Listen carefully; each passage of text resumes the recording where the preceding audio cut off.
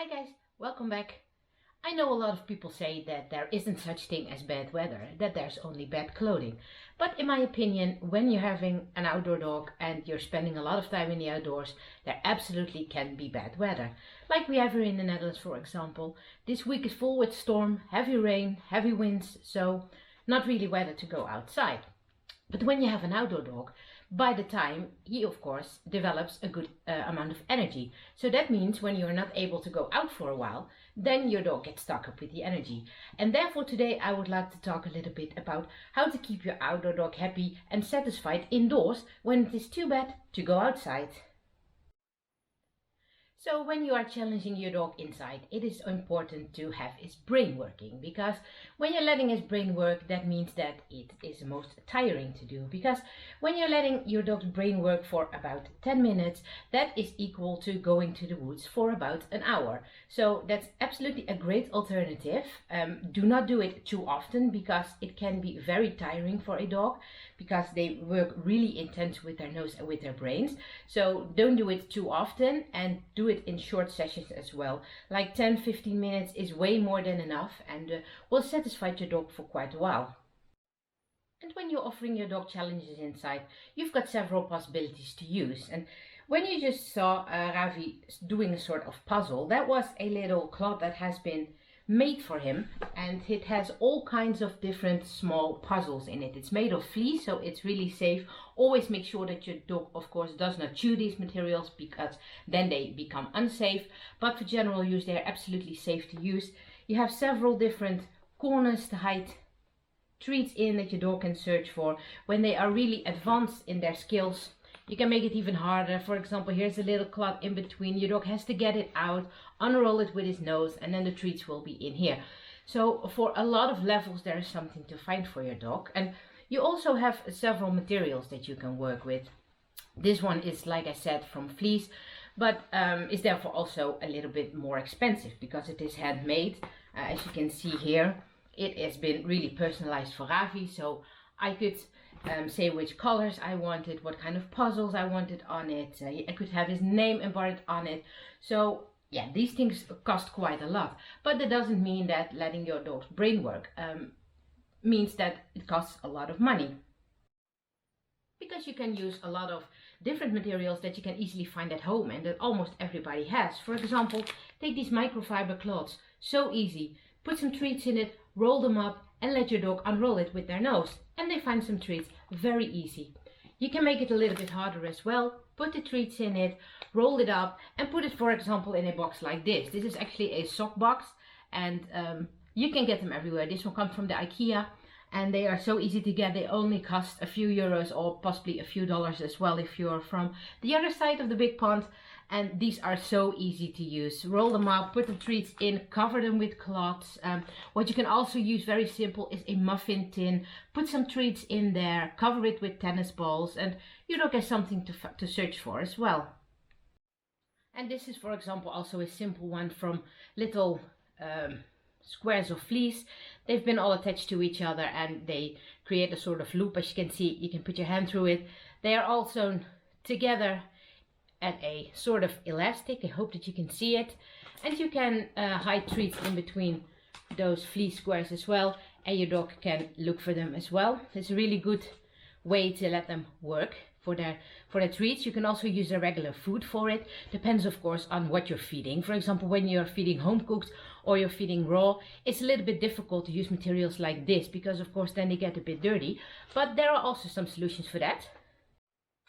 Because when you're feeding raw, you also got these plastic puzzles, and you have to put them all together. Sorry about the glare from the lighting. Also, you got them in different levels, so always make sure that you start easy when you're starting with your dog, and they can build it up to several levels. And these are kind of plastic puzzles, so they are quite easy to clean. And you also, for example, you've got this one. It's got little drawers that you can fill up. As you can see, raw food or something can be put easily into things like this, because you just clean them up very easily. He's interested in puzzling. Come here, buddy. Come. And have to open it here. For example, learning your dog how to open these kind of things with little straws on it. straws. Are there straws? I don't know. I don't think it's called straws, but you can use something like paracord or something, so that you can learn your dog to lift it up. Also with the buckles on this one, learn how to lift it open. And challenging your dog in a way like this is absolutely a great way, because it is really between working together with your dog. It's not giving your dog a puzzle and let him have fun on his own. No, it's really between the two of you working together. Supposed to be not helping your dog too much, really let him or her think by himself. And therefore it's also very important that if you decide to start doing these kind of enrichments when it is too bad to go outside, make sure that you start very easy, very easy. Just hide a little piece of kibble somewhere, or a snack that your dog really likes. Just hide it somewhere and let him search for it. Can also be in your garden if the weather isn't too bad. So there are several ways to really start with this, but it is important to start really easy with it, and so that your dog doesn't get frustrated, and that he keeps liked what he is doing. And Ravi really had to learn to do this kind of little works with his brain. At the beginning he doesn't like it at all, but by the time he improved and he really started liking it. So make sure that you start very easy. You've got a nice look on Ravi's back ears here. Make sure that you start easy and build it up very slowly. Don't go too fast, and then I will think your dog will thank you for it, because it really calms him down, relaxes him, gets him tired. So a great alternative for going into the outdoors. And when you start doing these kind of works with your dog, make sure that you've got a lot of treats on hand, and make sure that these treats are high valuable for your dog. Some dogs work fine for kibble, but some dogs absolutely don't work for kibble. Ravi was one of those dogs as well. In the beginning he absolutely wouldn't work for kibble. By the time now he does, but make sure that you've got some pretty nice snacks that your dog really likes. I've got, for example, these from Riverwoods. They are just one of Ravi's favorites, so make sure that you've got your dog's favorite snacks. If you're feeding raw, you can maybe use some chicken fillets, or maybe some, you can always dry some in the dehydrator, like chicken or mince or something that you roll little balls from. So also when you're feeding raw, there are a lot of alternatives that you can use for this kind of brain work, so to say. So hopefully I could have given you some tips that you can do with your dog when the weather is simply too bad to go outside. Because like I said, I know a lot of people say there's no bad weather, only bad clothing.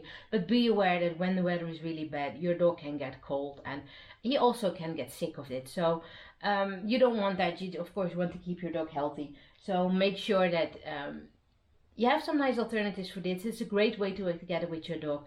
And I hope that I could give you some ideas. It doesn't have to be expensive. Just look what you've got in your cupboards in the kitchen, and like little cups or mugs or anything. Of course, make sure that the material is safe for your dog. Hide some treats under it, and you're already pretty far in. And by the time when your dog likes it, you like it, then you maybe can invest in some of those puzzles that I just showed you, because I think they are a great addition to add to your dog's life. So hereby Ravi and I would like to say, enjoy the indoors as well when it is a little bit bad to go in the outdoors. And as always, we will catch you on the next trail. Goodbye. Say goodbye. Bye guys.